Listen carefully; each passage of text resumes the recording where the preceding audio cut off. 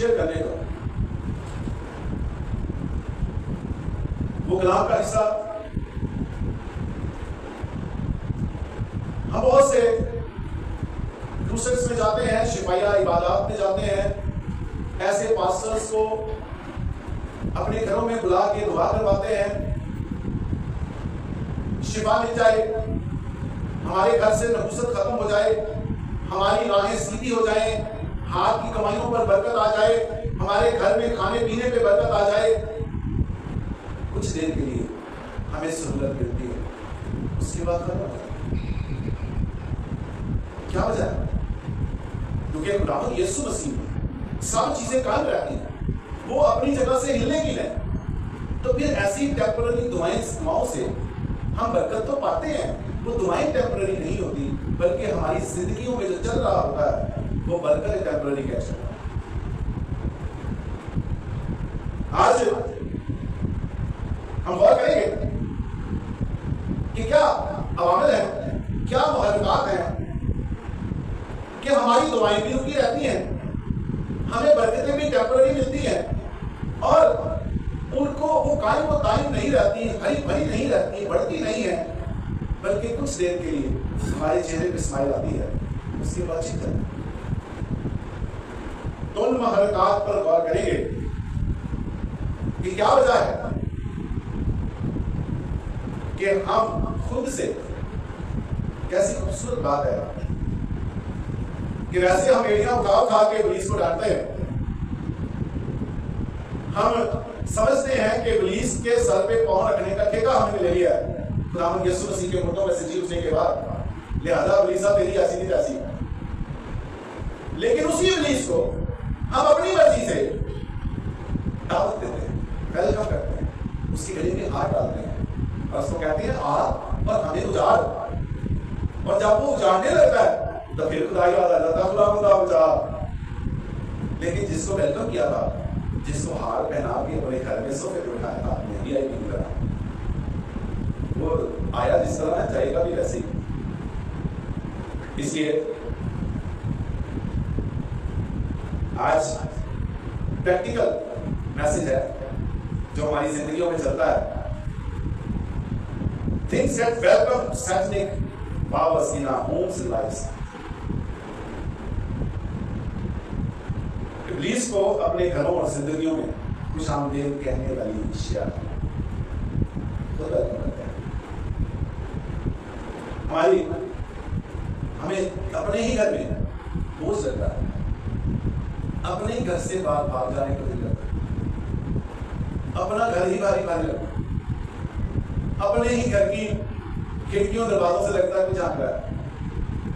हमें अपने ही घर में जो आपकी सिक्योरिटी का जामिन है, जो आपके लिए महफूज जगह है, आपका घर, आप अपने ही घर में महफूज नहीं रहते। और टेंशन, अजीबोगरीब टेंशन, खौफ, तुझे कमरे से दे रहा है तो उस कमरे से जाना ही नहीं, तो भाई तेरा अपना घर है, हमसा घर का करी, घर कमरे में दे रहा है तो जाना नहीं, ऊपर फ्लोर पे दे रहा है तो जाना नहीं, अपना ही घर है भाई। लाइट नहीं है तो जिस कुर्सी पे बैठे हैं 2 घंटे बैठे रहना भाई, लाइट नहीं, कुछ पता नहीं चल रहा, तेरा अपना घर है, उसे भेजते नहीं। क्योंकि वो खौफ, वो डर, वो दहशत, वो बेचैनी, वो दबाव जो है वो हर वक्त रहता है। फिर सोने में बेचैनी, नींद नहीं आती, घंटा सोएंगे, आधा घंटा सोएंगे, चिड़ी नींद आएगी, उठ जाना, फिर अजीब सी बेचैनी, अजीब सा खौफ है, फिर थोड़ी देर सो गए, फिर उठ गए, फिर अगर सो ही गए तो फिर अपने ऊपर बोझ महसूस होता है, ऐसा लगता है जैसे किसी ने मनोवजन ऊपर रख दिया, फिर उठ के बैठ जाते हैं, घर के मुख्तलिफ हिस्सों से गुजरते हैं, आपके रोंगटे खड़े होते हैं। ये प्रैक्टिकल अलामात बता रहा हूं जो मुख्तलिफ लोगों के घरों में जुबानों से सुनी देखी। और फिर जब गौर ना करे घर का मालिक, तो फिर ये कहां तो बात पहुंचती है, ये बात पहुंचती है जी फिर लड़ाई झगड़े पर, गुस्सा जिससे गुनाह पैदा होता है, अलहदगियां, तलाक, कत्ल, खूनरेजियां, अगर घर का मालिक कोशिश ना करे, क्योंकि जिसको खौफ और दहशत है वो जब अपने खौफ और दहशत को मिटाने की कोशिश करेगा तो गुनाह सजा हो जाएगा। अगर रास्ती से करेगा तो आजाद हो जाएगा। अगर नारास्ती में ही टकरे मारेगा तो राम आला नारास्ती में 4 कदम आगे निकल जाएगा। ये नहीं चाहता हमसे। हमारा खुदा यकसा खुदा है। जो उसने नीज इब्राहिम के साथ की थी, जो उसने मूसा के साथ की थी, बनी इसराइल के साथ की थी, वही नीज हमारे साथ है। कुछ बदला नहीं है।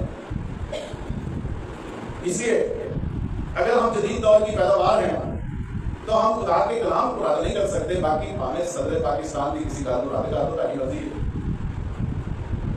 क्योंकि जदीद दौर में लॉजिक ने सब कुछ तबाह करके रख दिया।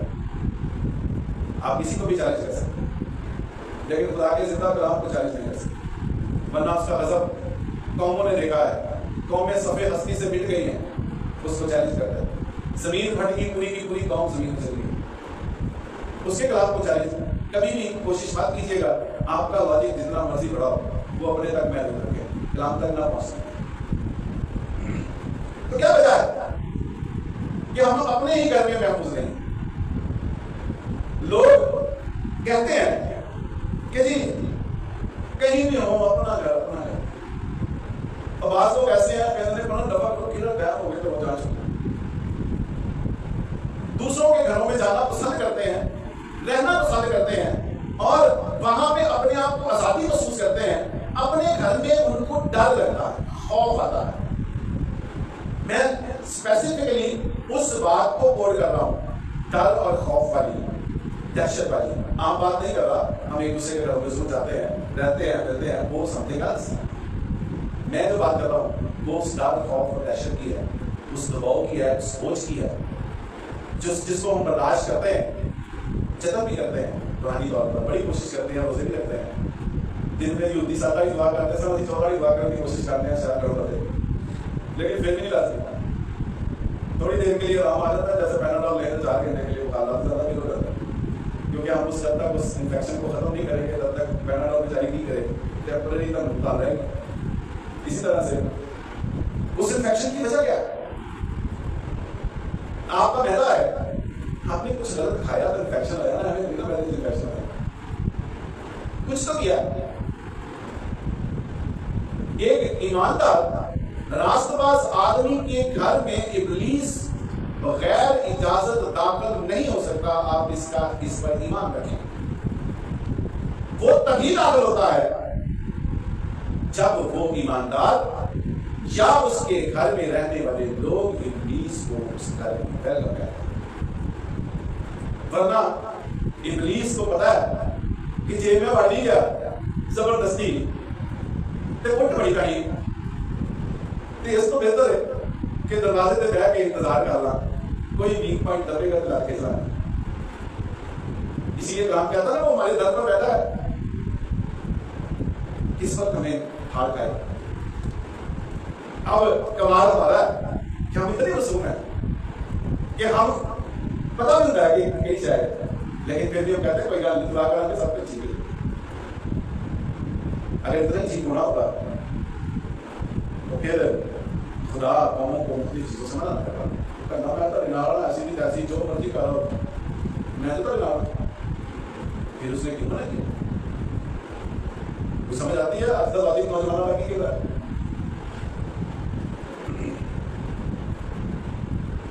लीगल एक्सेस हम देते हैं, सेटलिंग पावर्स को हम लीगल एक्सेस देते हैं अपने घर में, तो फिर तकलीफ तो खानी पड़ेगी जब लीगल एक्सेस मिलेगा।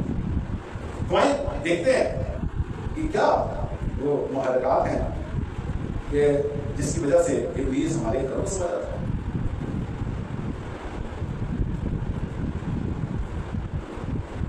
अल्फाज कलाम कहता है लफ्ज मार डालते हैं।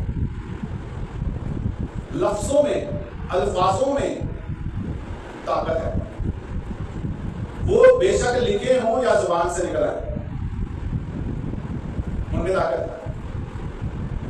इसलिए खुदा ने पुराने और नए अहदनामे में तमाम अक़वाम से यही कहा, बेहुदा गोई से बाज रहो, अपनी जुबान को लगाम दो, कोई गंदी बात तेरे मुंह से ना निकले। ये कलाम का फैसला है। और अल्फाज अपने अंदर ताकत रखते हैं। अगर अल्फाज अपने अंदर ताकत नहीं रखते तो हम लाख कहते रहे निकल यीशु मसीह के नाम से, ये अल्फाज है तो कभी नहीं निकलेगा। लेकिन अल्फाज ताकत रखते हैं कि यीशु मसीह के नाम से निकल, हमारे वो अल्फाज यीशु मसीह को प्रेजेंट करते हैं, यीशु मसीह की उस ताकत को प्रेजेंट करते हैं और इब्लीस को जाना पड़ता है।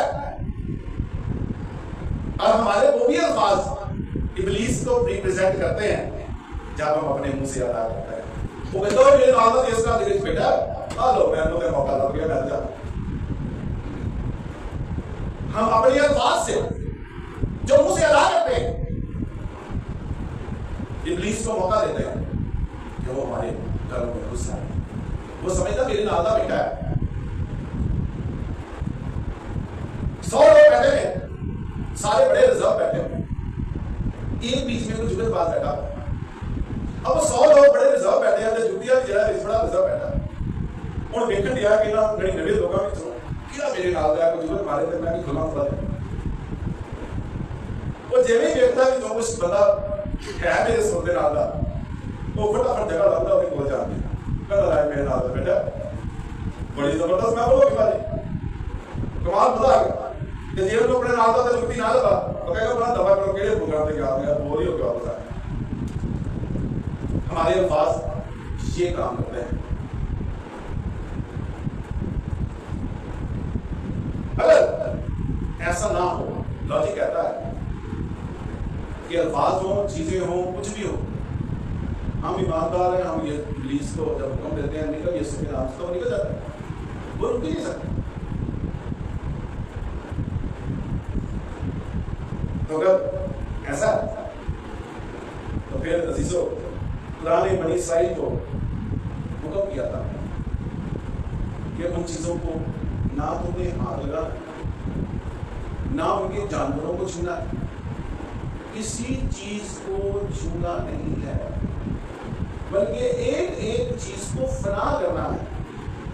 बुतों पे जो सोना है उसका भी लालच ना करना, चांदी का भी लालच ना करना, किसी चीज का लालच ना करना, बल्कि एक एक चीज को चलाना। अब इस्राएल ने ऐसे बड़ा अच्छा मौका था कि एक सरसब्ज जमीन पर बनी इस्राएल पहुंच तो गए, खाने पीने को कुछ नहीं था, तो खुदा कह सकता था कि लोटो भाई ये बड़ो चांदी सोना बन सोनिया शाना में खाओ पियो ऐश करो, माले गनीमत है। जैसे बाद के दौर में हमें बहुत से माले गनीमत नजर आते हैं, उस वक्त भी खुदा बनी इस्राएल को कह सकता था कि ये माले गनीमत ले जाओ। खुदा ने कहा नहीं, इनमें से कोई चीज आगे नहीं जाएगी, ये यही खत्म होगा। तो अब लॉजिक क्या कहता है? वो खुदा जो गयूर खुदा है, कुल कायनात का मालिक है, खालिक है, क्रिएटर है, हर चीज की ताकत उसके पास है, वो तो सब कुछ कर सकता था। कि बनी इस्राएल को मना किया जाने देता, बुद्ध भी ले जाते तो क्या होता? अगर बुद्ध भी बड़े रहते तो क्या होता? वो तो उसे जिंदा को मान देना, तो बड़े रहते वो क्या परेशानी? चलो बुद्ध ना लेके जाता तो सोना पर लाके लाते थे, बोले फिर बुद्ध चले गए। हमारा खुदा जिसको हम कहते हैं वो गयूर खुदा है, वो इतना गजबनाक है कि वो गैर माबूदों से ताल्लुक रखने वाली किसी चीज को पसंद नहीं करता। दूसरा, लोग कहते हैं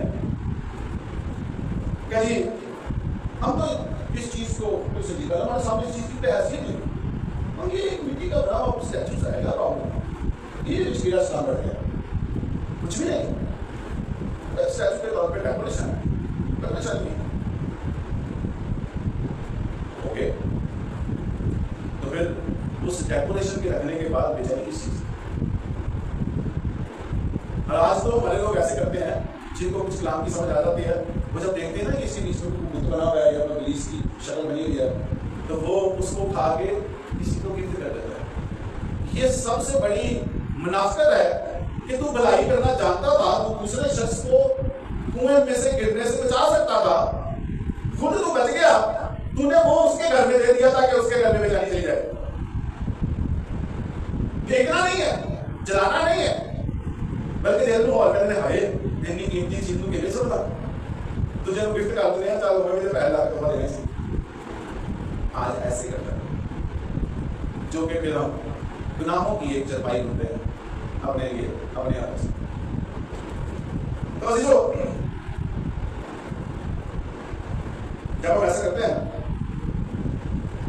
ये सोचते हैं कि हम ईमानदार हैं, हम रास्तबाज हैं, हम दुआगो हैं, चर्च जाते हैं, तमाम रस्मात अदा करते हैं, सारी पाकीज़गी हमें पाई जाती है, इब्लीस हमारे घर में नहीं आ सकता। सिर्फ हमें सारे बुत परस्तां ने बुत चुप के डाला है, ये इब्लीस नहीं आ सकता।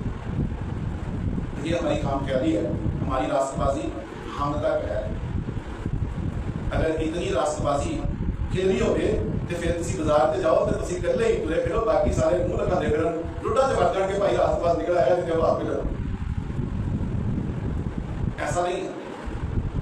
चीजें अपने अंदर असर रखती हैं, वो रिप्रेजेंट करती हैं, जिसकी वजह से, जिसके लिए, जिस नियत से वो चीज बनाई गई है उसको रिप्रेजेंट करती हैं, और हम अपने घर में ले आते हैं हमेशा उसको। आज हम एक बात सीखेंगे और वोटिंग भी करवाएंगे, कितने लोग जानते हैं। और इन अशिया में कोई भी लकड़ी, शीशा, कपड़ा, टैटू, तस्वीर, लिबास, मेकअप, रंग, अल्फाज, किताबें, मुजस्मा, मूर्त, जेवरात, मौसीकी, फिल्मी किरदारों की आवाजें और एक्ट और बहुत कुछ, ये वो चीजें हैं जिनसे हम वेलकम करते हैं। मेरे बच्चे जब छोटे थे, अब तो जब बड़े हैं उनके साथ भी लॉजिक आज चल रहा है, वो मुझे कहते थे पापा आपको डर लगता है जब हम हॉरर फिल्म लगाते हैं, तो पापा को डर लगता है, क्योंकि मैं हॉरर फिल्म नहीं देखता, इसलिए नहीं देखता, डर की बात नहीं, क्योंकि फिल्म, हॉरर फिल्म क्यों बनी दुनिया, जीसस फिल्म बनी। आप जब जीसस फिल्म देखते हैं कैसा महसूस होता है? अपने अंदर आपको बरकत महसूस होती है, सुकून सा महसूस होता है ये देखकर कि हमारे यीशु ने कैसे कैसे जमीन पर जिंदगी हो सकती, उसमें 19, 20 या 40 साल हो सकता है, तो फर्क नहीं हो सकता, लेकिन हॉरर फिल्म जो इब्लीस के लिए बनी है, वो फिल्म देख के आप कैसा महसूस करते हैं? 90% लोग फिल्म देखने के बाद अंधेरी जगह पर नहीं जा सकते। उसमें से बहुत सी अक्सरियत ऐसी है जो नींद में डर के हो जाती है, और अक्सरियत भी ऐसी है जिनकी लाइफ में एक आदत बन जाती है कि उनको फिर जैसे फिल्म में था ना, पीछे कोई चलता आ रहा है, वो आगे चल रहा है, पीछे कोई आ रहा है, तो वो उनकी आदत बन पीछे गई, क्योंकि आपने फिल्म में देखा। इब्लीस का क्या काम है? इब्लीस का काम है वो आपके अंदर खौफ का बीज बोए। उसने आपके अंदर खौफ का बीज बो दिया, अब आप क्या देख रहे हो? पीछे आपके घर। अब आप किसी ऐसी जगह पे हैं जहां पे आपके बराबर की खिड़की है, तो आपको लगेगा खिड़की में से जाता है, हम बार बार ऐसे देखेंगे, दरवाजा थोड़ा सा खुला है तो आप बार बार उस दरवाजे की तरफ देखेंगे। तो कई लोग तो ऐसे होते हैं, रोशनी में बैठे हैं, अंधेरा सामने कमरे में, थोड़ा सा दरवाजा खुला है, शायद नहीं, क्योंकि उसने वो हॉरर फिल्म देखी और उसकी तमन्ना पैदा करने वाला इब्लीस है जो आपको हॉरर फिल्म दिखाने के लिए आपके दिमाग को तैयार करता है, ताकि ये देखें और फिर मेरी जय जयकार हो, मैं खौफ का बीज इनके अंदर हो। अक्सर आजकल बच्चों में, नौजवानों में जो डरते हैं वो दुआ करवाने आते हैं और उनको कोई कसर नहीं होती, उन्होंने साइकोलॉजिकली इब्लीस ने उन्होंने डैमेज कर दिया होता है, उन्होंने आदत बना देती होती है डरते खौफ से। ये है वो सबसे पहला काम जो मैंने अपने से शुरू किया, हॉरर फिल्म। और लॉजिक क्या पेश किया जाता है? हमें तो डर लगता है, देखें आप अंधेरे में भेजे, हमें कोई डर लगता है, देखते किसको आए हो? मेरा सवाल ये है कि आपने किसको देखा? क्या खुदावंद यीशु मसीह को देखा? क्या उसकी मौजूद को देखा? क्या देखा? चीखें देखी, चेहरे देखे जो इब्लीस के इमेजिन किए जाते हैं, या जिन्होंने देखे उन्होंने बताया, फिल्म वालों ने उसको दिखा दिया पता स्क्रीन पर। आप इब्लीस को देख के आ गए, इब्लीस आपको दिखाना चाह रहा था। इसका मतलब है गुजरे पुराने सारे बाबे कहते हैं तेरे शैतान वास्ता शिकराना करना पड़ा। ये वो शैतान है जो अंदर होता है, आपको इब्लीस को दिखाने के लिए बात करता है। इसके बाद मौसीकी कलाम में लिखा है, खुश रहो, मैं फिर कहता हूं खुश रहो, और हर एक बात में खुदा की शुक्रगुजारी करो। मौसीकी रूह की रज़ा सुकून बख्शती है, लेकिन इसी मौसीकी में ऐसी रागें भी हैं जो सैटेनिक टोन्स हैं। जब हम वो बजाते हैं तो बाहर जरा बोल बेटा और कहता मेरे लिए मौसीकी बदल रही है, अंदर से मैं बाहर में कर दिया, चलिए तो एंजॉय करिए। वो आपने उसको लीगल एक्सेस दिया अपने घर में, और वो उस लीगल एक्सेस से फिर ऐसी तालियां बजाता है कि तारा हाथ बढ़ाता है। इब्लीस का एक तारफ करवा के फिर हम कलाम मुक़द्दस की तरफ चलते हैं। इब्लीस का तारफ है कि वो शुरू से धोखेबाज और फरेबी है, झूठा है। वो शुरू से झूठ बोलता आया। 3-4 वर्षी जाने का वगैरह वापस कर, और जो फरेबी है शुरू से, कोई कहता 500 साल 500 करोड़ साल पहले दुनिया बनी, वो कहता 4 साल पहले बनी, तो मतलब कहता है कि चीजों की बड़ी। उस वक्त से ये इब्लीस फरेबी है। तो हमारे जैसे आज के बच्चों को वो एक मिनट में हमारी सादगी में हमें बेवकूफ बना देता है, तो फिर इतना चुकन्ना रहने की जरूरत उसका आज जैसे मैंने बताया आपने जरूर देखेंगे। तो आइए कलाम मुक़द्दस में से चंद हमारा जहाँ पर गौर करते हैं, जिनके पास बाइबल्स हैं नहीं है, यहाँ बड़ी है, पकड़ लें, ये थोड़ी मदद कर दें। इस्तिश्ना की किताब में मेरे साथ चलिए, 7वां बाब इस्तिश्ना, और उसकी 25वीं 26वीं आयत बल्कि 24वीं आयत से, और वो उनके बादशाहों को तेरे काबू में कर देगा और तू उनका नाम सफाए रोज से मिटा डालेगा, और कोई मर्द तेरा सामना ना कर सकेगा, यहाँ तक कि तू उनको नाबूद कर देगा।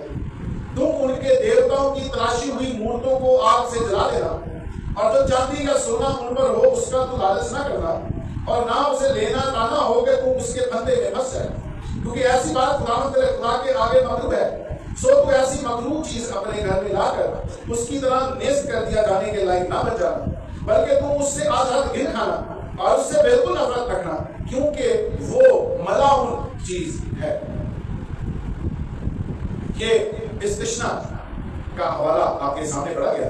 अब चलते हैं अकोर की वादी का एक छोटा सा सिलसिला पढ़ने के लिए हवाला निकालता है। सारा का बेटा था अकन। जब यशवा जीत गया सब कुछ, जिस चीज से खुदा ने मना किया था वो सब उन्होंने जला दिया, तो खुदा बनी इस्राएल से नाराज था। यशवा ने खुदा से कहा, खुदा क्या बात है, हमसे क्या गलती हुई, जैसे तूने कहा हमने वैसे ही किया। खुदा ने कहा नहीं, जिन चीजों से मैंने तुम्हें मना किया था वो चीजें तेरे लोगों के पास मौजूद है। लिहाजा अकन का नाम निकला यशवा का बेटा। अकन ने यशवा ने अकन को बुलाया और कहा, मेरे फर्जंद तू मुझे बता कि तूने ऐसा क्या गलती की है, क्या गुनाह किया है कि खुदा हमसे नाराज है, तू मुझे हकीकत बता। उसने कहा कि मैंने इस्राएल के खुदा के खिलाफ गुनाह किया, जिन चीजों से उसने मुझे मना किया था मेरे दिल में लालच आ गया। मुझे सोने की ईंटें और सोने की चादर और चांदी की कुछ चीजें जो है मुझे बहुत भारी लगी, मैंने वो ले ली। वो मेरे डेरे में नीचे सबसे चांदी है, उसके ऊपर चादर है, मैंने दवाई ली। अब सवाल ये है कि आप खुदा से वो चीजें छुपा सकते हैं। जब तक आप अपने घर से उसको बाहर नहीं निकालेंगे ना तो खुदा आपकी बात सुनेगा। इब्लीस जरा अंदर बढ़ गया, वो भड़का मारा जाएगा। और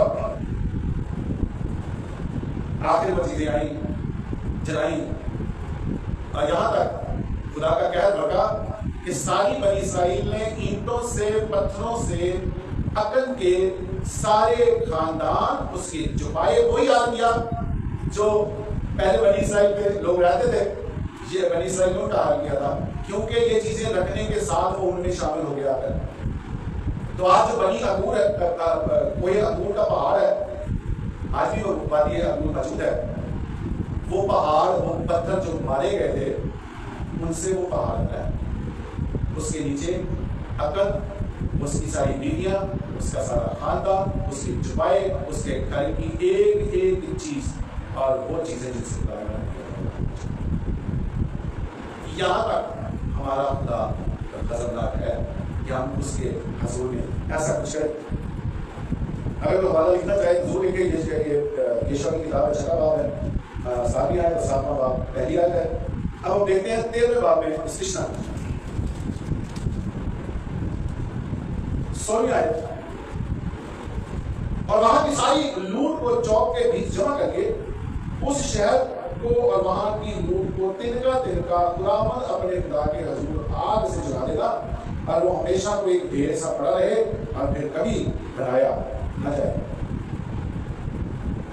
खुदा ने बार बार जिन चीजों को खुदा ने मखलूक करार दे दिया, जिन चीजों को खुदा ने मलाउम करा दिया, जब हम उनको गले लगाते हैं तो हम उन चीजों के साथ अकल की तरह मिल जाते हैं।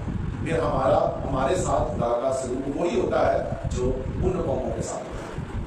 और जब हम उन चीजों से दूर खाते हैं, नफरत रखते हैं, हाथ तक लगाना पसंद नहीं करते, तो फिर खुदा हमसे पूछता है, इब्लीस को रास्ता नहीं मिलता हमारे घर में। आगे चलते हैं। एक औरत की मिसाल है, हर वक्त डिप्रेशन में रहती, मालो दौलत, घर बार सब कुछ खुदा ने दिया, लेकिन हर वक्त का डिप्रेशन। उसने दुआ की, रोजे रखे, फर्क नहीं पड़ा, ईमानदार औरत थी। एक दिन वो चर्च गई, तो इसी तरह से उसको मखलूकात के ऊपर उसने मैसेज सुना। वो अपने घर में वापस आई और अपने घर में घूमती हुई हर कमरे से गुजरती हुई दुआ कर रही है, खुदा इस जगह पर जो भी मुझे कुछ तेरे पसंद की नहीं है वो मुझे बता। बात इस तरह से घूम रही है, बोलती जा रही है, घूम रही है, बोलती चलते चलते एक शोकेस है जिसमें वो मुख्तलिफ मुल्कों में गई, वहां से डेकोरेशन पीस लेके आई, उसको डेकोरेशन पीस उससे वो डेकोरेशन सजा रखे थे। उस शोकेस के पास जब आई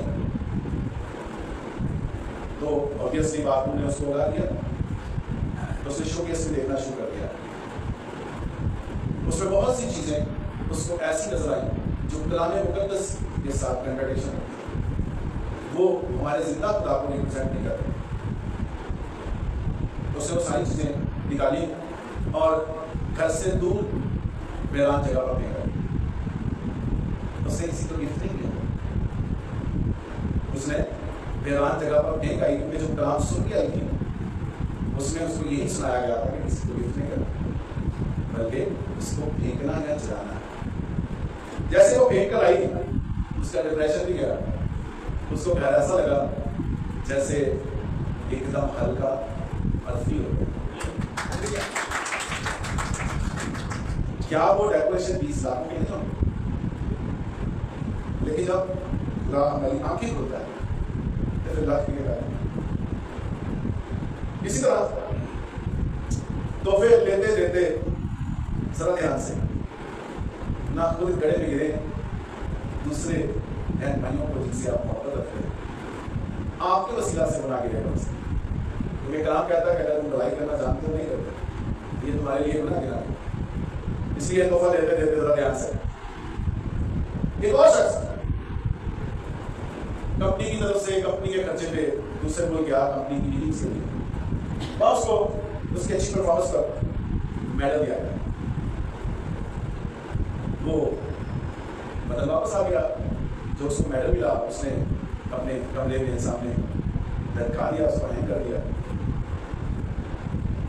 ऐसा चंद दिनों में उसको खुद भी बोझ महसूस होना शुरू हो गया, घर में उसको दहशत और खौफ महसूस होना शुरू हो गया। घर से वो भाग जाता था बाहर जाके उसने बैठे रहना, घर ही जाना। वो खुदा के कादों के पास गया, ईमानदार आदमी था, राबरस था, उसने जाके खुदा के कादों को बुलाया, ये मसला क्या करो। उसने कहा अच्छा आप ऐसे करें, घर जाइए, आप ईमानदार हैं, आप अपने घर में घूमें और बातों से बात करेंगे, बातों में जिंदा कि ऐसी कौन सी चीज़ मेरे घर में है जिसकी वसीला से ना मुझे सुकून है ना मेरे घर को सुकून है। वो आपकी आपको बताएगा ताकि आप आसान हो सकें। वो शख्स अपने घर गया और जब घूमता घूमता अपने कमरे में पहुंचा तो अलार्म बजने शुरू हो गए। अलार्म बीत के उसको इशारा मिला। उसने जब वो मेडल देखा तो उस पर किसी देवता की तस्वीर जो वो उस मुल्क से अपने घर ले आया। उसने वो मेडल उठाया और कहीं दूर फेंक आया। उसने वो ये ज़ात उसका रहती है ज़ात। तो फिर आजकल आजी कहता है कि जी इन चीज़ों से हमें क्या फर्क पड़ता है, ये हमारे लिए कोई हासिल नहीं है।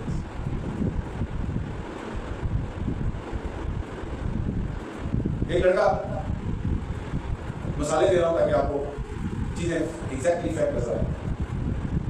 एक लड़का बड़े शौक से टी शर्ट लेके आया, उस पर टैटू बना हुआ। उस टैटू मुझे टैटू बना था वो किसी को रिप्रेजेंट कर रहा था, इब्लीसी ताकत। उसको नहीं पता था, मासूम आदमी वो लिया पहन ली, टी शर्ट पहन के शोशा मार ली, लेकिन दूसरे दिन वो शोशा महंगी पड़ गई। वो बीमार हुआ और उसी टी शर्ट की हालत में वो मरने तक पहुंच गया। दुआ के लिए बुलाया गया तो जो कादम था उसने कहा कि ये टी शर्ट इसने कब से पहनी हुई है। उसने कहा ये टी शर्ट नहीं तो मुझे पाई जाएगी, ये जरूरत ये पाई है, ये जो ही मार दिया से बात हो गया। मैंने कह दिया लाओ तेरा तो रंगा भी ठीक है। वो टी शर्ट उसकी लाई गई, उसको जलाया, जैसे वो जल गई वो लड़का उसी वक्त अपने काम करता। ये इब्लीस की कितने पावरफुल बंदे और जाल है कि हम सादा लोग इसमें बड़े आराम से फंसे। इंसान को क्या देता है import T shirt, imported T shirt, ऐसी इम्पोर्टेड टी शर्ट है, शॉप टी शर्ट बाई कर रहे हैं, नहीं बताते बढ़िया भी सिंबल्स। आपको पता है सैक्रिक सिंबल्स क्या? मैं कोशिश कर रहा हूँ क्योंकि इसके साथ बहुत से और सब्जेक्ट रिलेटेड है, तो मैं किसी और मैसेज में आपको सैक्रिक सिंबल्स के बारे में बताऊँगा ताकि आप खुद भी ऑब्जर्व कर सकें, आपको देखते पता चल जाए कि सैक्रिक सिंबल्स क्या है। एक लड़की बिल्कुल ठीक ठाक चल जाने वाली बच्ची की बात है, वो एक गाना सुनती और डॉक्टर बिलिंगहम कहते हैं कि वो लड़की गाना सुनती थी, उदास हो जाती थी और जितनी देर वो गाना चलता था वो चलाए रहती थी वो गाना, और वो रोना, उदासी और सारे पिंडा के पिंडा निकल कर गई, वो वाला काम शुरू। तो वो डॉक्टर बिलिंगहम के पास आई, उसको लेके आए, ये बच्ची ऐसे है, अच्छी लगी थी, सब ठीक है। तो डॉक्टर साहब ने उससे पूछा क्या नहीं बताइए, क्या पसंद है, क्या नहीं पसंद है, क्या आपकी लाइफ में चल रहा है।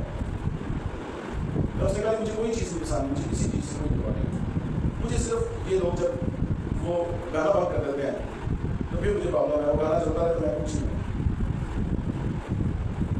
डॉक्टर साहब वो गाना जानते हैं। डॉक्टर साहब ने कहा कि तो गाना ही प्रॉब्लम है। वो लड़की को किसी तरह से फिर उसकी काउंसलिंग हुई, उसको उस गाने से दूर किया गया, काउंसलिंग करके उसकी तरबियत की गई कि ये गाना है क्या, इसके अल्फाज जो है उसको सुन। फिर जब उसने सुना तो उसको रुकी और आज़ाद हुई और आज वो चर्च में। तो ये एक मौसीकी का सिलसिला जो है, एक गाना जो है वो भी हमें जितना करा सकता है, ये तो बड़ी बात नहीं है। इसलिए जो गा रहे हैं उसको सोच के गाएं कि उसमें अल्फाज क्या है। फिर अगर आप मौसीकी को जानते हैं तो फिर ये देखें कि सैटनिक टोन्स कौन सी हैं, जिन टोन्स से इब्लीस को जला देता है और उसको आप लीगल एक्सेस देते हैं अपने लाइफ के कारोबार में इंटरव्यू करें। अजीजों, पहला गलतियों का खाद मेरे साथ निकालिए, कलाम को भी साथ ही रखना है ताकि आप ये ना कहें कि मैं बड़े हों कुछ बोल दिया, कलाम में से साथ साथ। पहला गलतियों का खाद और उसका दूसरा बात ये भी है,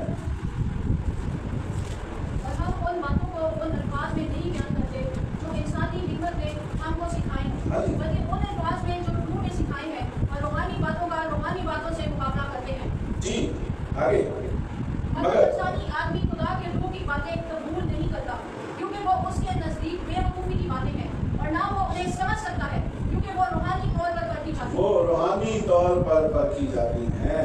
लेकिन बस रूहानी बातों से मुकाबला होता है, दुनियावी से नहीं। अल्फाज मान डालते हैं बल्कि उन अल्फाज में जो रूह ने सिखाए हैं और रूहानी बातों से मुकाबला करते हैं। और जो अल्फाज शैतान को जला देते हैं वो बात रूह ने आपको नहीं सिखाई,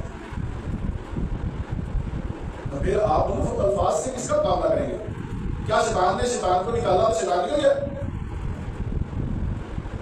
ऐसा तो नहीं हो सकता। वो क्या करेगा शैतान? अपने दौरे हुकूमत में बड़े जल्दू भेज के छोटे काटूगा। तो जो बदलू गिरता गया अल्लाह या स्पीड ने सही काम किया, कभी बदलू में करी रूहानी चीज इब्लीस और उसके अफवाज जो हैं वो आपको नजर नहीं बापू आपको नजर आता है, खुदा नजर आता है। ये अनदेखी चीजों का आपस में मुकाबला है। हमारा मुकाबला गोश्त और खून से नहीं है। असि तलवारा लैके नहीं निकल रहे थे, बंदूका लैके गोलियां मारियां। साडी गोलियां पता किहड़ियां जी? ईमान, मुहब्बत। थक करके जो गोली निकले पता चले ईमान की गोली बची है किसे जाके। क्या इन हथियारों से मुलव्वस है? क्योंकि दुश्मन तो गेट पर एक हल्की चीज को, कोई भी उसकी पसंद की चीज, बस परमिशन चाहिए।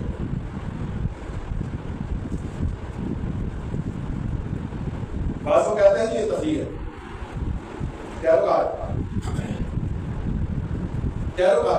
लोग कहते हैं तफरीह है। बात में हम खिदमत भाई ताश को भी कहते हैं कि ये भी शैतानी चीज है। ताश उस वक्त शैतानी है जब उससे शैतानी काम किए जाए, लेकिन टैरो कार्ड्स के ऊपर ही सैटनिक पिक्चर्स लगेंगे। आप अपने घर में रखेंगे तो ऑब्वियसली जिन्होंने ये तस्वीर का किया ना हो रिश्तेदार की तस्वीर लगी है। कोई नया आने वाला शख्स देखेगा कि हाँ रिश्तेदार ने मुझे तो देखा था किसी को नहीं, तू चल जाने पर सकते नहीं, क्या ले जा रहा देखने वाला क्या कहेगा? कहेगा तो सीना दे अंदर बढ़िया लगियां दे रहा तो बड़ा ग्रेनेड है। क्यों? क्योंकि आपने पुलिस को तो अंदर उठाया हुआ है। टैरो कार्ड्स जिनसे पुलिस को जला दिया जाता है, जिनसे आगे की चीजों का हिसाब लगाया जाता है, आगे की चीजों का एहसास भाई बाप के कोई नहीं जानता। तो जब हम बाप के कामों में मुदाखलत करेंगे थ्रू टैरो कार्ड्स, तो फिर पुलिस ने कहना मेरे को परमिशन नहीं आ मेरे घर पाया है वो जरूर अलाज हमारे बच्चे कहते हैं ये तो फ्री है, कार्ड्स जस्ट कार्ड्स हैं, इसमें कौन सा पुलिस घुस गया? हम कैसी बातें करते हैं, हम हमें डराने की कोशिश करते हैं।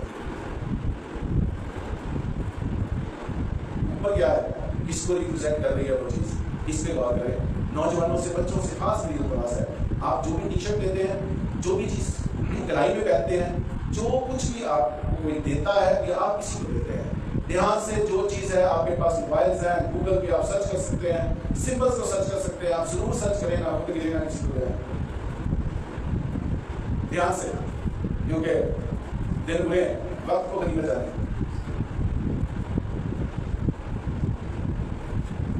इफ्सियों के खाब में चलते हैं और उसका छठा बाब 10वीं है।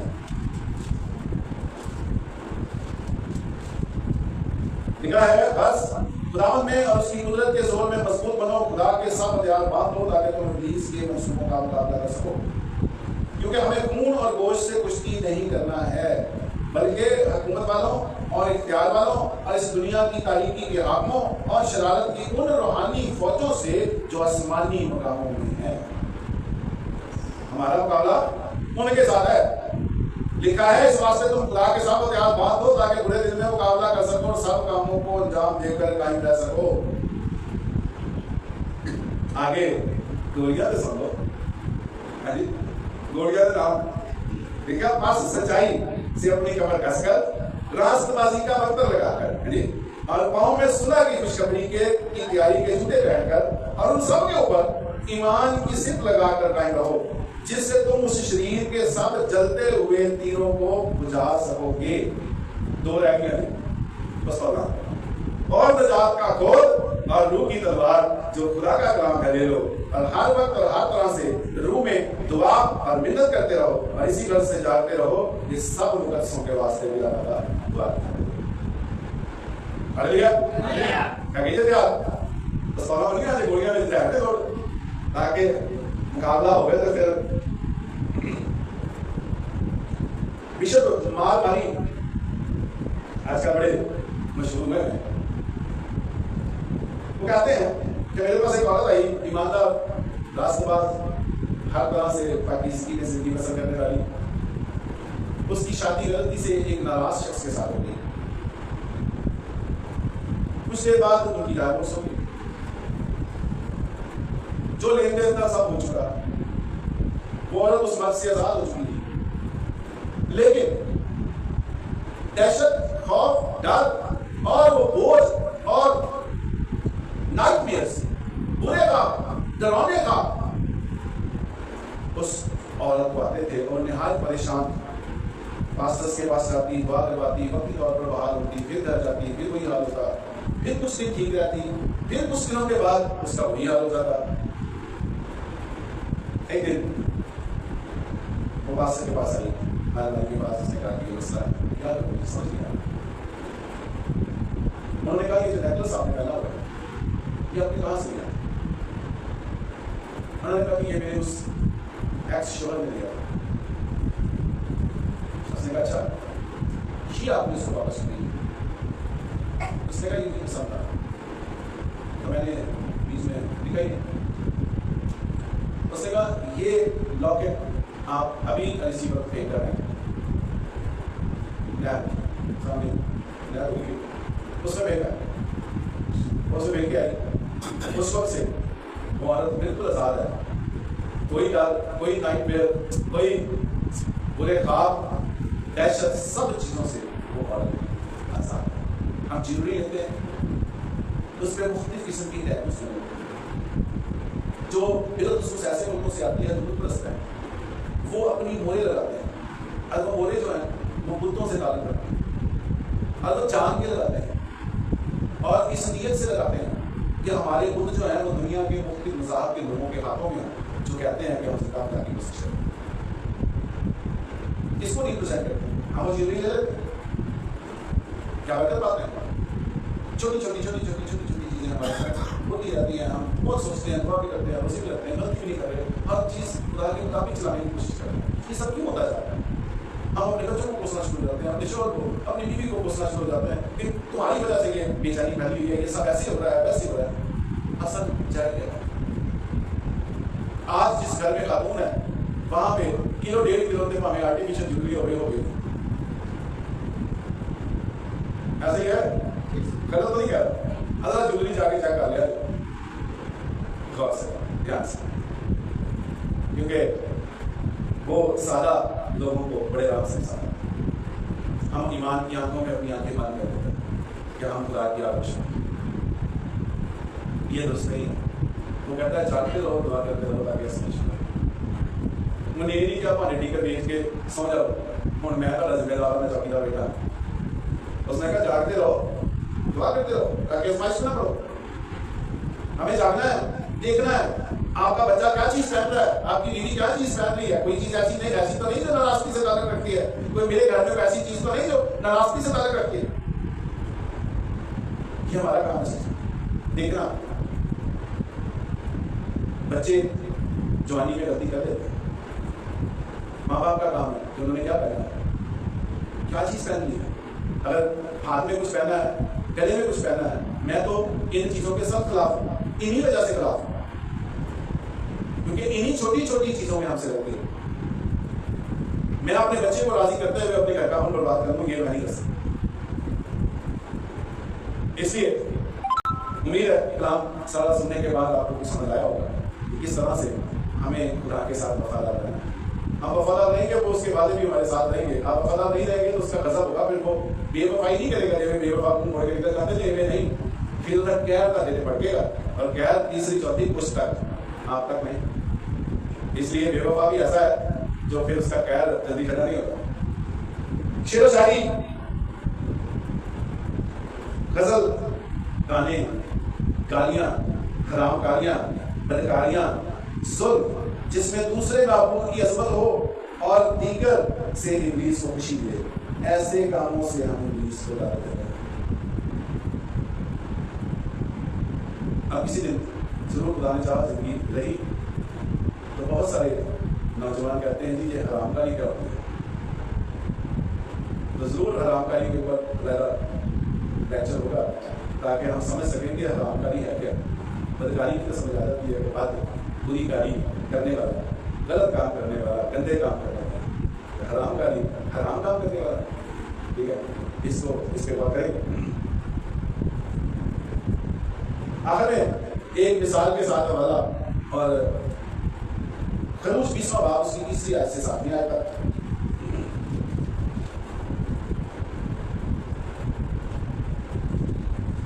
एक चर्च है जिसका सिर्फ शुरू में डी लगता है, the church of Christ ministries of Pakistan. हमारे वो अंकल है तो पास्टर साबर चेयरमैन है, उनकी मिसाल और अपनी मिसाल जल्दी जल्दी से क्लोज करते हैं। उन्होंने जब खुदा यीशु मसीह को कबूल किया, गैर कौम से थे तो तैयारी में थे खिदमत के लिए, कलाम पढ़ते, दुआ करते, हर वक्त उसमें किसी सिलसिले में, तो उनके हालात जो हैं वो नहीं कर रहे। यही उन्होंने शाम खुदा से बात करनी, खुदा ने उसको कहना है कि तुमने अपने घर में खुद रखे हैं, शायद अपनी बहन को याद आ जाए, अपने घर में खुद रखे गए हैं तो अपने घर से खुद हटा, तो मैं तुझे सुधा करूंगा। उसने कहा खुदा कौन से मेरे घर में होता है, मेरे घर में तो चीजें चाह खुद कहां से आ गया। खुदा ने रोज उसने शाम को खुदा से बात करनी, खुदा ने उसको कहना तेरे घर में होता है, तू उन बुतों को हटा, फिर मैं तेरे साथ बैठूंगा, इससे बात करूंगा। उसने कहा कौन से बुत? वो कहते कि एक दिन मैं अपने ड्राइंग रूम में बड़ा बेचैन, रूम में बड़ा बेचैनी थी, मैं सोफे पे रिलैक्स हुआ सोच रहा था कौन सी चीज है, सारियां से हम बैठ भी करके बात सुनती है ना बोलते हैं। तो उनकी नजर पड़ी सामने ड्राइंग रूम में क्रॉस लगी, उस क्रॉस पे खुदा यीशु मसीह, लोग कहते हैं, मैं सही बात बताना पड़ेगा कि वो जो स्टैचू पर लगा हुआ है सीट पे, उन्होंने क्रॉस देखने लगा, वो उठे, उन्होंने वो स्लीव नीचे उतारी, उसके ऊपर से वो स्टैचू उतारा, उसको तोड़ के फेंक दिया, दोबारा स्लीव लगा दी। शाम खुदा के खुदा हूँ, मुझे बता, मेरे से बात कर। उसने कहा हाँ मुझे बोले, अब तुमने अपने घर से आज ऐसी सलीब को प्रमोट किया जाता है जिसका स्टैचू बना है, वो स्टैचू नहीं है। हम यीशु मसीह की शक्ल को नहीं जानते, हम देख के खुदा की कोशिश करते हैं, हम खुदा को कहेंगे वो देखा है, और जो मुजस्सम हुआ उसकी तस्वीर बना लें तो फिर बुतरसी, हम उस यीशु को नहीं जानते। आज अपने बच्चों से पूछने को तस्वीर खड़ी करके बेटा किसकी तस्वीर हम कहेंगे यीशु मसीह की, क्योंकि हमने अपने बच्चों को ये सिखाया, हमने नहीं सिखाया तो ये सिखा दिया, ये बहुत गलत नहीं, क्योंकि या तो अपने बाप की भी तस्वीर बनाए ना। जब हम कहते हैं कि यीशु मसीह खुदा है, तो फिर खुदा मुजस्सम हुआ है, तो फिर बाप क्यों नहीं बनाए? तो वो अपने घर में तस्वीर लगाना ऐसे ही है जैसे हम अपने घर में कबूतर लगाते हैं, क्योंकि आप पढ़ते हैं क्रूस की किताब। हाँ जी, लिखा जी, खुदा मुझे मुल्क मिस्र से गुलामी के घर से निकाल लाया, मैं हूँ मेरे रसूल, तू गैर बाबूओं को ना मानना। ध्यान से सुनिएगा इस आयत को। तू अपने लिए कोई तराशी हुई मूरत ना बनाना, तराशी हुई मूरत, कोई व्हाटएवर, ना किसी चीज की सूरत बनाना, नैनक्श जो ऊपर आसमान में। हम क्या कहते हैं? आसमानी खुदा, आसमानी बाप आसमान में है ना, या नीचे जमीन पर, फिर ना या जमीन के नीचे पानी। तो उनके आगे सिजदा ना करना। आज हम लोगों को कहते हैं, जबकि आपने घरों में बुत लगाए हैं, ये खुदावन की यसू की तस्वीर थोड़ी है, ये बुत की तस्वीर है। वो कहते हैं हम सिजदा थोड़ी करते हैं, सारी दुनिया कहती है यसू की तस्वीर है। तो फिर आप दुनिया के अहकाम माने? कलाम मुकद्दस कहता है ना तो किसी की तराशी में सूरत या मूरत बनाना। जिन्होंने बढ़ाई वो जाने, उनकी अमाल जाने। आप जब मसीह यसू में सोए तो अपने माल का ध्यान रखें जो आपके साथ साथ रहने। लिखा है, और ना उनकी इबादत करना, क्योंकि मैं खुदावंद तेरा खुदा गयूर खुदा हूं, और जो मुझसे राम रखते हैं उनकी औलाद को तीसरी और चौथी पुश्त तक बाप दादा की बदकारी की सजा देता हूं, और हजारों पर जो मुझसे मोहब्बत रखते और मेरे हुक्मों को मानते हैं रहम करता हूं। तू खुदावंद अपने खुदा का नाम बेफायदा ना लेना, क्योंकि जो उसका नाम बेफायदा लेता है खुदावंद उसे बेगुनाह ना ठहराएगा। केने तस्वीर लग गई यसू की, कौन लगी? हम यसू की सूरत करिए, और खुदा का हुक्म हमारे सामने है। हम ना तो सूरत मूरत बना सकते हैं, ना नैन नक्श लगा सकते हैं। हमसे अच्छे तो गैर कौन बोले? हम जो कहते हैं हम जिंदा खुदा के परस्तार हैं, और हमसे अच्छे तो कौन है? तो कम से कम सूरत के ऊपर तो नूर तो लगा देते हैं, पता नहीं ज्यादा नैन नक्श के लिए तो साढ़े कहते यसू सीधे तस्वीर में भी चार कर देते हैं। किसी की गला अंदर बढ़ जाए, किसी की बढ़िया सोनिया खूबसूरत है, किसी की दाढ़ी तो लगाता है। ये बोलते हैं हिंदुओं में जाकर देखें उनके बुतों की कैसी सूरतें हैं। आज क्रिश्चियंस ने भी खूबसूरत यसू मसीह की तस्वीर बनानी शुरू कर दी है। क्या मरियम मुकद्दसा मरियम ऐसी थी जैसी कैथोलिक वालों ने अपने गिरजों में लगा रखी है? क्योंकि हमने खुदा के उस हुक्म की खतमजूरी की है। उसने कहा था ना तो मूरत बनाना, ना तो सूरत बनाना, ना तो आसमान, ना जमीन के नीचे किसी चीज की। हमने बनाई है, तो फिर हिसाब भी हमसे लिया जाए। मैंने कोशिश की अपने बच्चों को बताने की, बेटा दुनिया कहती है कि यसू मसीह की तस्वीर है, तब बेटा हमने नहीं देखा यसू मसीह। अब मैं क्या कहूं, बाहर जाकर फिर जिले का जान के तस्वीर लगी यसू की, जब मुझे कहा किसकी है, कहेगा ये तो यसू की तस्वीर है। ये सूरत हाल हम मसीहों में, और फिर हम कहते हैं ताकत दिया असली तस्वीर पढ़ के नहीं गया, क्योंकि हमने अपने घर में लगा अपनी तस्वीरें लगाई,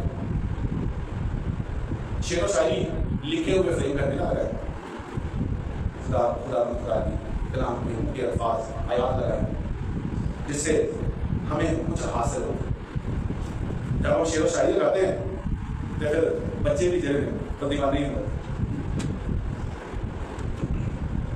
आगे होते हैं चला बाब है कृष्णा का मनसा जल्दी से निकाल लीजिए, और उसकी नामी आयत लिखा है, और तुम इनकी अपने औलाद के सेहत नशीन करना, और घर बैठे राह चलते लेटते और उठते वक्त इनका जिक्र किया करना, और तुम निशान के तौर पर इनको अपने हाथ पर बांधना, और वो तेरी पेशानी पर टीकों की मानद हो, और तुम उनको अपने घर की चौखटों और अपने बालकों पर लिखना। आजकल अंग्रेज होते हो गए, उन्होंने ऐसी ऐसी मुकाल के खूबसूरत बना के फ्रेम पढ़ाए नहीं, अगर अपने खाते बड़े सोना सीखने लगे, कहीं बड़े मीरा मिलती समझ में।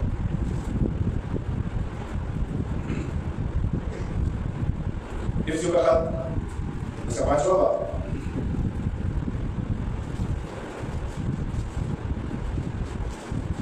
तीसरी आयत से 5वीं आयत तक। और जैसा मुकद्दसों को मुनासिब है, तुम में हरामकारी और किसी तरह की नापाकी या लालच का जिक्र ना हो, और ना बेशर्मी और बेहुदा हुई और ठट्ठाबाजी का, क्योंकि ये लाइफ नहीं बल्कि शुक्रगुजारी हो। किसी हरामखोर या नापाक या लालची की जो बुत परस्त के बराबर है, मसीह और खुदा की बादशाही में कुछ मिरास नहीं।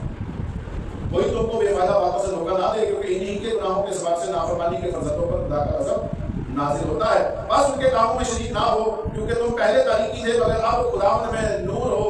बस नूर के फरजंदों की तरह चलो। आगे चलकर 15वीं आयत में लिखा है, बस गौर से देखो किस तरह चलते हो। अपनी चाल पे गौर कीजिए, लेन देन पे गौर कीजिए, उठने बैठने पे गौर कीजिए, अपनी नजरों पे गौर कीजिए। कलाम कहता है बस गौर से देखो किस तरह चलते हो, नादानों की तरह नहीं बल्कि दानियों की माने चलो, और वक्त को गनीमत जानो, क्योंकि दिन बुरे हैं। इसी सबब से नादान ना बनो, बल्कि खुदा की मर्जी को समझो ये क्या है। तो खुदा हम सबको तौफीक दे कि हम आंखें खुली रखें, चाहते रहें, दुआ करते रहें, ताकि आजमाइश ना करें। पता चले तुम सौ गए हो ते चोर नकल ला गया, ताड़ी औलाद भी जो कोई शहर आया, ताड़ी गुड्डी का बंदा वैसी शहर आया, लेकिन उसके जिस्मानी तौर पर सुना तो हमें जरूर है, लेकिन रूह मुस्तिद रहनी चाहिए, खुदा में जागते रहना चाहिए, हर वक्त लगा रहना चाहिए। घर की एक एक चीज आपकी नजर में कि क्या वो कलाम मुकद्दस के मुताबिक है। अब आखिरी बात जो मैं कह रहा था, जरूर चलते हैं, पूछते हैं कितने लोग अपने घर में घूम के दुआ करते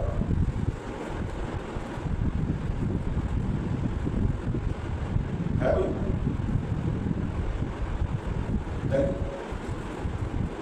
मैंने गाड़ी ली जो मेरे पास है, गाड़ी खरीद के बैठ गया, मैं अंदर बैठूं, मेरी रूह बेचैन हो, मैं अपना जो ड्राइवर मैकेनिक था उसको कौन चला, वो चलाए, गाड़ी घर ले आया, मैंने बेटे को कहा बेटा तू चला, क्योंकि मैं तो सीट पे बैठूं, मुझे बेचैनी होती। मैंने कहा नहीं ऐसे नहीं, मैंने तेल से दोनों चीजों के फ्रंट बैक पे क्रॉस बनाई, उसको मसा किया, बाकी लगाई भी नहीं कि जो स्टेरिंग था उसके नीचे वाली साइड पे इतनी मोटी एक डोरी थी जो पूरे स्टेरिंग के साथ उठा के नीचे पूरी बांधी। मैंने जब उस डोरी को हाथ लगाया, मेरे हाथ से हुई, मैंने अपने जोर से पकड़ी, दुआ करते हुए उसको मैंने बोला,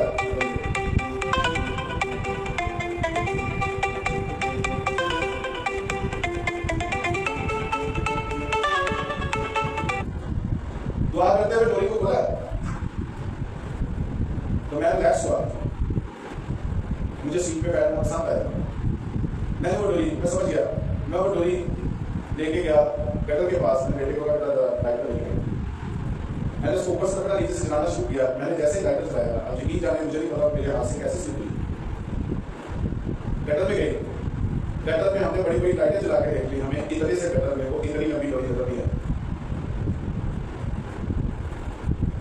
खुदा अपने लोगों को गिरान में करता है। जब आप दुआ से सब काम शुरू करेंगे, अपने घर में हर चीज पे हाथ रख के दुआ करेंगे, अपने घर में घूमते हुए दुआ करेंगे, और खुदा से हर वक्त कहेंगे, खुदा अगर मेरे घर में कोई ऐसी चीज जो तेरी मर्जी के खिलाफ है, जो नाराजगी से ताल्लुक रखती है, तो आप उनके वसीला से जाहिर करें, और जो जाहिर हो जाए फिर वो भावें नक दिए तो भावें कख दिए हो, या आगे दिया तो जाओ दूर दराज की जगह पे, फिर वो आपकी नहीं।